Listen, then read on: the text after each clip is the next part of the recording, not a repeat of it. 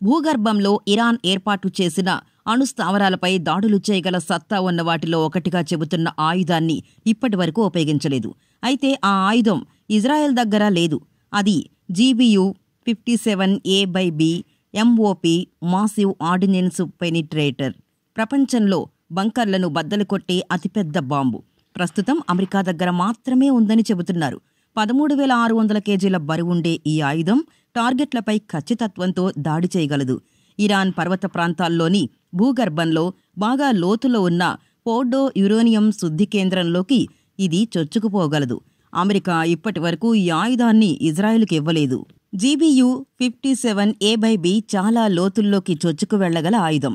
భూగర్భంలో బాగా లోతులో నిర్మించిన సైనిక స్థావరాలు, సొరంగాల్లో దాచిపెట్టిన వాటిని ధ్వంసం చేసే సత్తా దీనికుంది అని అమెరికా ప్రభుత్వం చెబుతోంది. 6 మీటర్ల పొడవుండే ఈ ఆయుధం పేలడానికి ముందు భూ ఉపరితలం నుంచి 200 అడుగుల లోతుకు చొచ్చుకుపోతోంది. ఒకేసారి వరుసగా అనేక బాంబుల్ని ప్రయోగిస్తే అవి భూమి లోపలకు వెళ్లి పేలిన ప్రతిసారి చాలా లోతుకు డ్రిల్లింగ్ చేస్తాయి.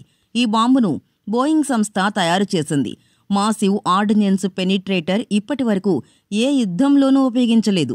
అయితే న్యూ మెక్సికోలోని అమెరికన్ మిలిటరీ టెస్టింగ్ ఏరియాలో ఉన్న వైట్ శాండ్స్ మిసైల్ రేంజ్లో ప్రయోగాత్మకంగా పరీక్షించారు. మదర్ ఆఫ్ ఆల్ బాంబ్స్ అని పిలిచే 9,800 కేజీల బరువుండే మాసివ్ ఆర్డినెన్స్ ఎయిర్ బ్లాస్ట్ కంటే మాసివ్ ఆర్డినెన్స్ పెనిట్రేటర్ చాలా శక్తివంతమైనది. మాసివ్ ఆర్డినెన్స్ ఎయిర్ బ్లాస్ట్ బాంబును 2017లో ఆఫ్ఘనిస్తాన్ యుద్ధంలో ఉపయోగించారు.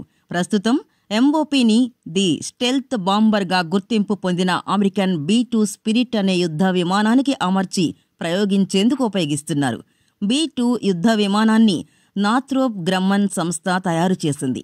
అమెరికన్ వైమానిక దళ ఆయుధాగారంలో ఇది అత్యాధునిక యుద్ధ విమానం. ఈ విమానం 18,000 కేజీల పేలుడు పదార్థాన్ని మోసుకు వెళ్లగలదని దీన్ని తయారు చేసిన సంస్థ చెబుతోంది.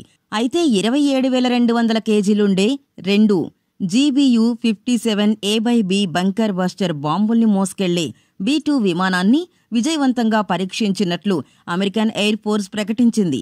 ఈ విమానంలో ఒకసారి ఇంధనం నింపితే 11,000 కిలోమీటర్లు ప్రయాణిస్తుంది. మరోసారి విమానంలోనే ఉండే ఇంధనాన్ని నింపితే 18,500 కిలోమీటర్లు ప్రయాణిస్తుంది. కొన్ని గంటల వ్యవధిలో ప్రపంచంలో ఏ మూలకైనా చేరుకోగలదని ఈ విమానాన్ని తయారు చేసిన నాథ్రోప్ గ్రమ్మన్ చెబుతోంది.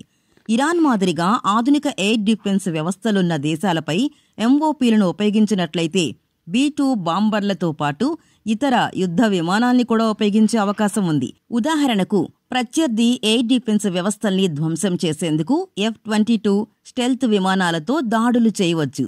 ఈ దాడి విజయవంతమైందా లేదా మరోసారి దాడి చేయాలా అనేదాన్ని విశ్లేషించేందుకు డ్రోన్లను ఉపయోగించవచ్చు.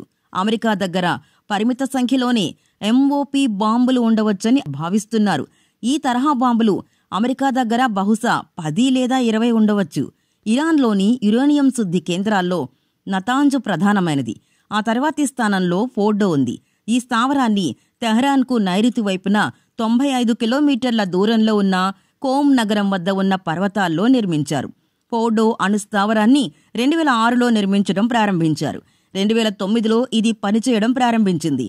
అదే ఏడాది దీని ఉనికిని తెహరాన్ నాయకత్వం బహిరంగంగా అంగీకరించింది. పర్వత ప్రాంతాల్లో రాళ్లు, మట్టి కింద 260 అడుగుల లోతునున్న ఫోర్డో అణుస్థావరానికి ఇరాన్, రష్యా ఉపరితల, గగనతల మిసైల్ వ్యవస్థల ద్వారా రక్షణ కల్పిస్తున్నారు. ఈ ప్రాంతాన్ని 2023 మార్చిలో సందర్శించిన అంతర్జాతీయ అణు ఇంధన సంస్థ సభ్యులు ఇక్కడ అణ్వస్త్రాలు తయారు చేసేందుకు అనువుగా ఉన్న 83.7% శుద్ధి చేసిన యురేనియం మూలకాలని గుర్తించారు.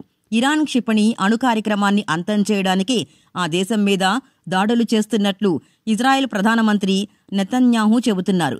ఇరాన్ అణు కార్యక్రమం ఇజ్రాయెల్ ఉనికికి ప్రమాదకరమనేది ఆయన అభిప్రాయం. ఇజ్రాయెల్ లక్ష్యాలను సాధించడంలో ఫోర్డో కూడా భాగమని అధికారులు చెబుతున్నారు.